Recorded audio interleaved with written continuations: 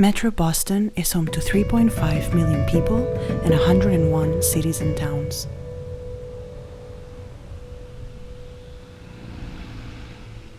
It is made up of families that have been here for generations, while others have only recently arrived. It's the neighborhoods we live in and the places we spend our time. It's where we work, where we shop, and where we play. It's also the institutions, businesses, and governments that shape our lives.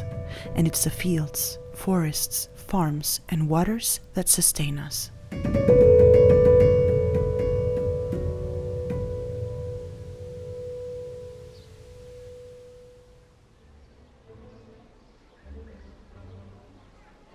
In creating MetroCommon 2050, our long-term regional plan, we asked residents what they wanted for the future.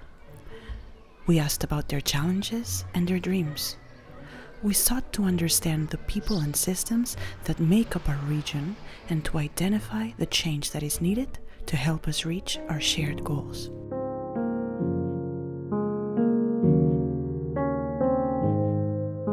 Access to education, to be able to have a job, be in a market that's competitive. I think that's what's allowed me to kind of have where I'm living right now.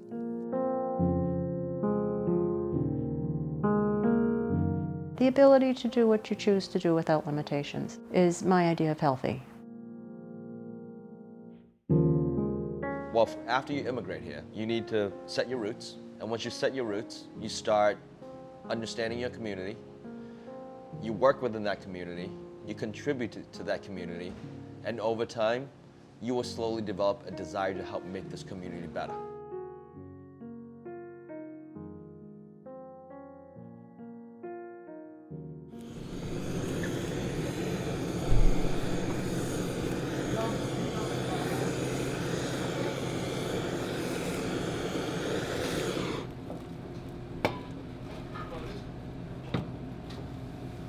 My name's Jimmy Lang. I'm the president, CEO, and founder of Fuji Group. We've been in business since 1998. I am 42 years old, and I'm from Quincy. Backstory, my family immigrated from China to the States when I was about 4 or 5 years old. I've been in Quincy since the 3rd grade, so I'm educated here in the public school systems. So my immediate support network were my family, my mother and father, my grandmother mainly, my grandfather, my brothers, big family. I really don't remember there was a time that I was not working. By the time I was 12, I had my first restaurant job in Woburn, Mass. And I started learning how to do sushi in Cambridge from my sensei when I was about 14. When I was 18, I wanted to open up my first restaurant. I didn't know anything about anything. I just simply walked into City Hall, and I still remember clear as day. I walked in there and I said, I'm looking for an application to open a restaurant. And the city clerk, Mr. Joe Shea, right away he took a look at me and he said, have a seat, young man. I will walk you through the process every step of the way. And he basically held my hand, walked me through the process just as he said, and treated me with such kindness and fairness. And I've never forgotten that story.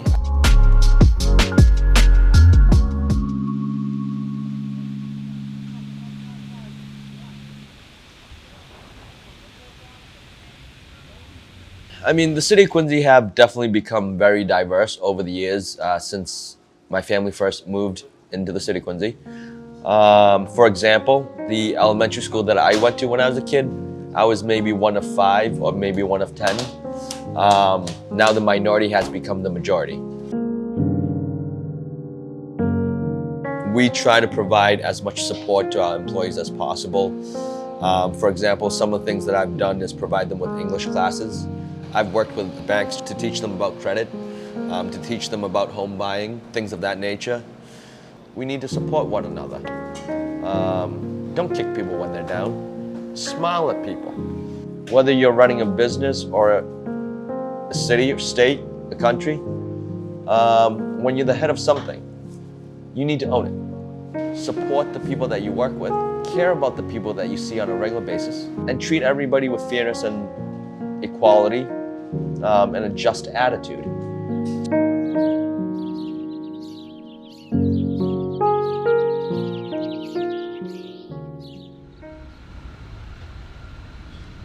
My name is Gabriela Garcia. I am mostly from Somerville. I consider myself from Somerville. I moved here when I was about 11. I grew up here. I went to Somerville High School, later to Boston College, and now I'm at Tufts and I'm studying biology. I'm Javiera. I'm 27 years old. I'm from Chile, and I came here 4 years ago to live with my wife. I'm studying now translation and interpretation. I'm working as a nanny for now, so it's been good.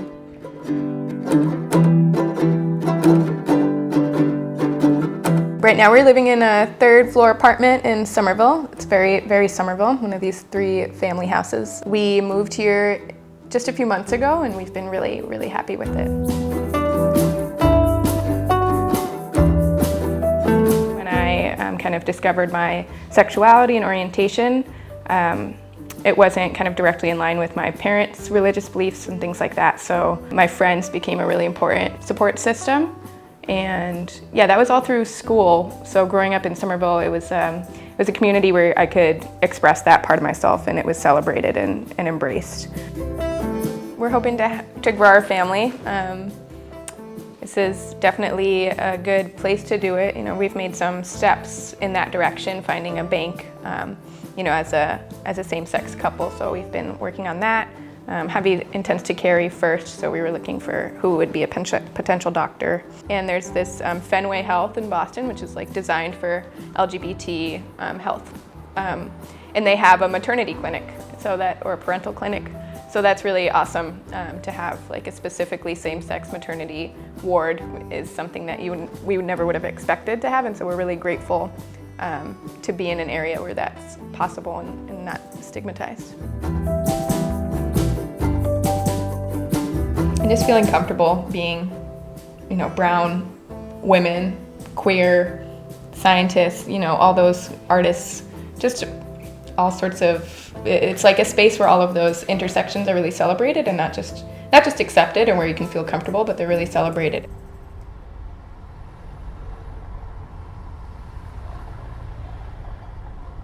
There's been a shift towards wealthier and presumably wider and wider demographics, but you know, and I think there's kind of some pushback but I think as long as there are efforts being made to kind of preserve the core of Somerville, a lot of like affordable housing movements and everything like that, then hopefully there can be some sort of synergy. Yeah, I think we are a little nervous about that, like how much is gonna be the rent next year, for example. And like, we don't want to move, but if we can't afford it, like, we have to.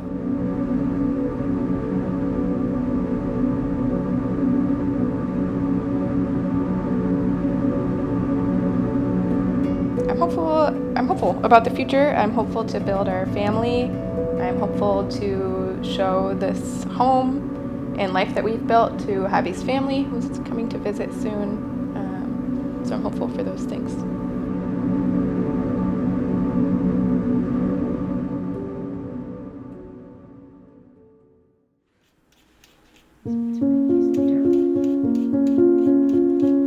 My name is Patricia Tierney. Please call me Patty. I am 63. I am a disabled RN. My husband and I have 3 boys, all of whom are college grads, 2 with masters, of which we're very proud of that. And we find ourselves in this apartment after 32 years in Natick, which is mixed, a little bit of happiness, mostly sadness that we sold our home. It was very important to both my husband and me that they go to school, and we kind of leveraged our future on their education, but not 1 second of regret.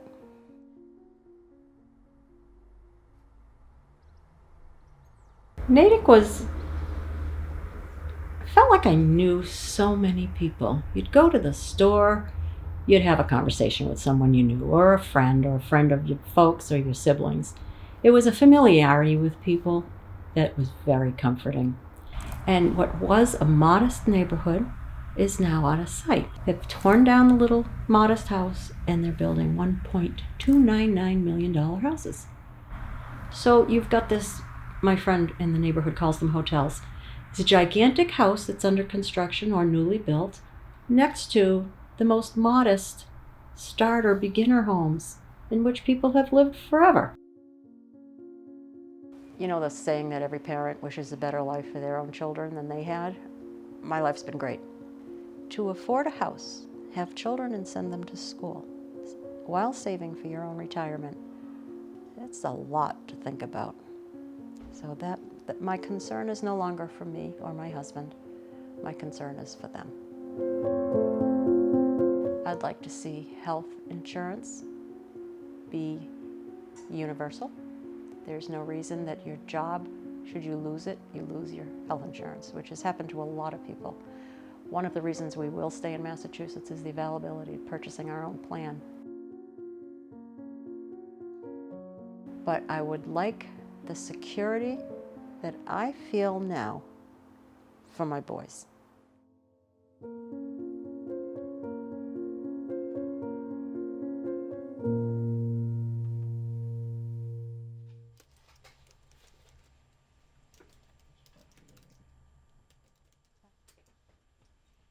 My name is Keisha Graves. I am 35 years old. I am from Cambridge, Massachusetts, and I live with limb-girdle muscular dystrophy. And I am the founder and CEO of Girls Chronically Rock clothing brand. Well, I was born and raised in Cambridge, Massachusetts, so I'm still here. When I was actually in graduate school, I was diagnosed with muscular dystrophy. My leg, I would just honestly be walking and my leg would just boom, give out, like no notice or anything, and I would just lose my balance. So I go see a neurologist, Dr. Catherine Wang. I still see her to this day. I love her. Dr. Catherine Wang called me, and that was like the phone call that changed my life. She called and said, Keisha, you have muscular dystrophy. But you know, I'm still like just trying to do what I can, living my best life. So it definitely took some time to get used to. So, you know, I thought, why not start putting my dreams to use? And you know, this maybe happened to me for a reason, so that's when I wanted to create something to help inspire and motivate others in the disability community. And Girls Chronically Rock is my baby right now, so yeah, that's my full-time job.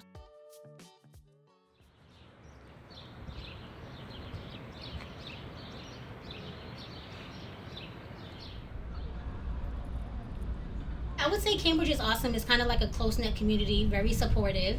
The mayor of Cambridge and how they support me with whatever I want to do.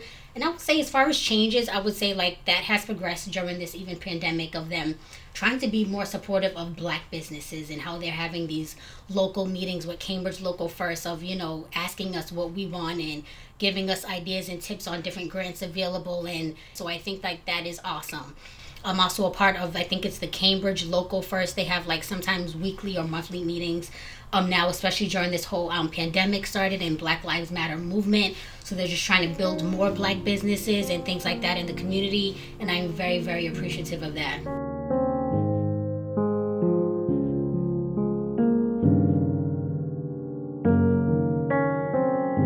So of course there'll be a lot of changes, but of course I would put people with disabilities first because a lot of changes need to be made and not a lot of our voices are being heard. Yes, they are, but it needs to be a lot better. So that would be the first priority, and I would change with housing, transportation, the MBTA, all of it. It's a work in progress. We're not perfect, but I'm proud of Cambridge. I'm glad that I live here, but it definitely, you know, we can do better as well. It's just a work in progress.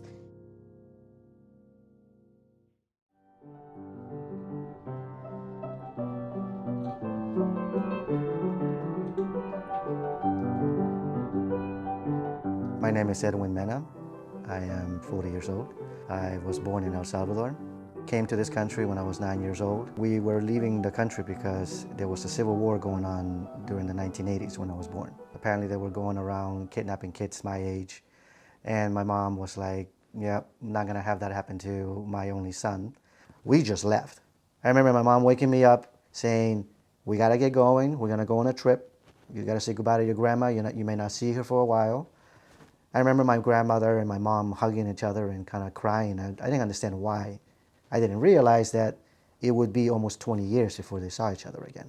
None of us knew the language. None of us knew anything we wanted to do, never mind, when people ask you, what do you want to do? What do you want to be when you grow up? For us, it was just like alive.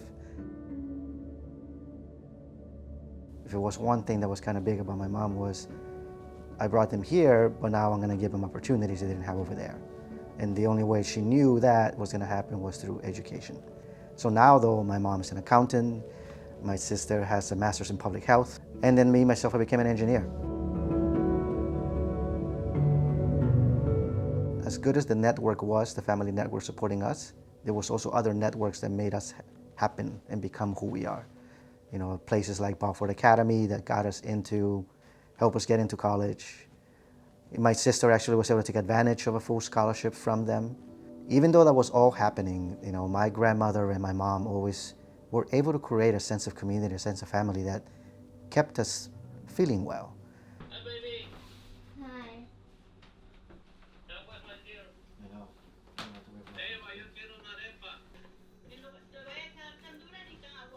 What does that mean, Mama? El punto.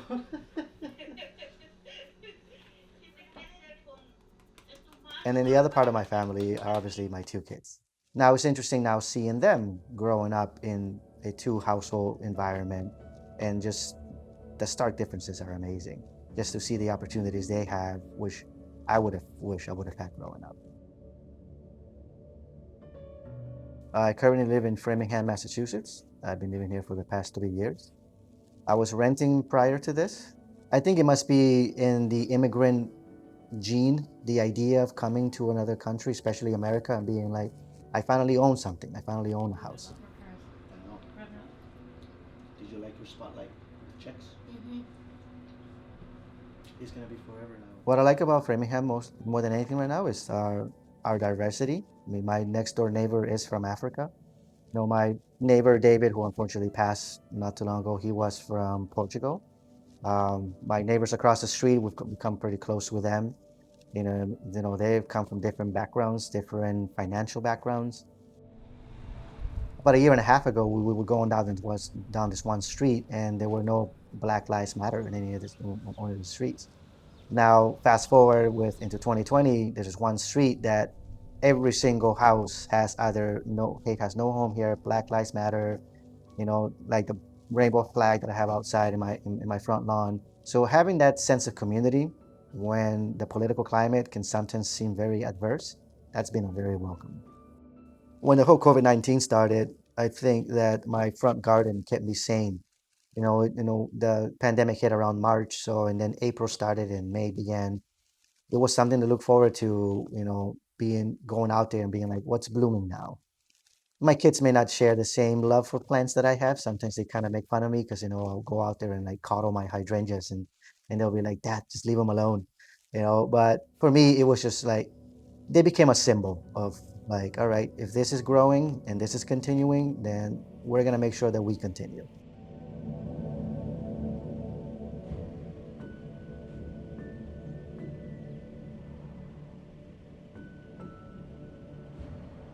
Our region thrives when its people do.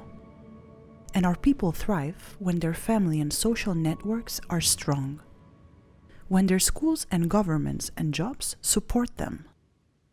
Stories such as these inform planning for Metro Boston that will help us build towards a more sustainable and equitable region. We look forward to creating that future together.